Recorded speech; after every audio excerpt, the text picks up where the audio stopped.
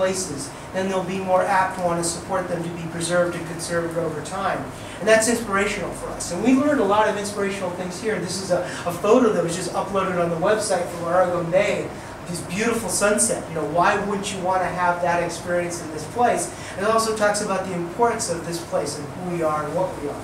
So telling the story of these places through the people that live there is a key part of this methodology, in which we develop interactive websites that promote interactive media on this website. How can people come together in order to manage the site, use it as a tool to promote tourism to those lesser known places, those micro, small, and medium businesses, but also to sustain our sense of place, right? To be able to have a forum of people coming together and look at ways in which, what's the long-term goals that we want to achieve in tourism.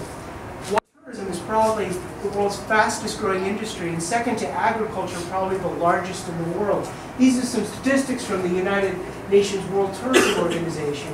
And over 9% of gross domestic product, directly or indirectly, is tied to travel and tourism industry. Over 1 in 11 jobs globally have some travel and tourism aspect to them. And again, travel and tourism being that many times people consume other things within a place when they're doing that act of travel.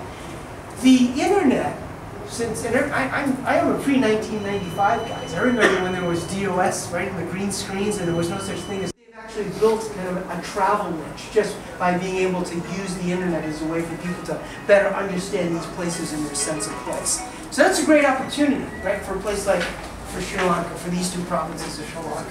Right now exists the platform, right, for people to be able to understand and to know these places and also be able to plan their travel. You know, this project with the World Vision 20 years ago, people would say, well, that's impossible. How are we going to break into the tourism industry? Well, now there's mechanisms in order to do that. But it's also a very competitive field. People are looking for that richer public-facing site.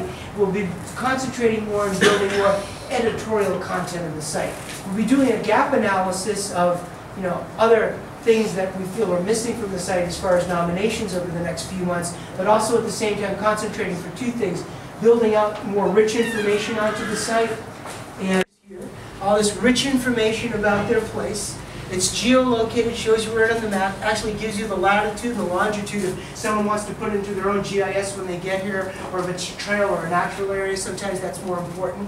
You can meet the contributor Rivas Maria Mohitan, I probably pronounced that really badly, but you can get in touch with them directly. There's a profile of them. And also there's a list of places that are similar and other things that you can do nearby. I think what he was asking is, you get worries. No.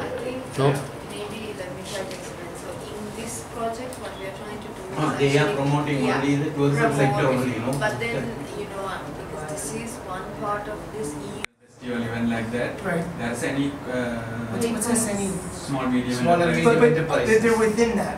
I mean, that's one of the definitions, right? Most of these are small and medium enterprises, and you can see when you go on.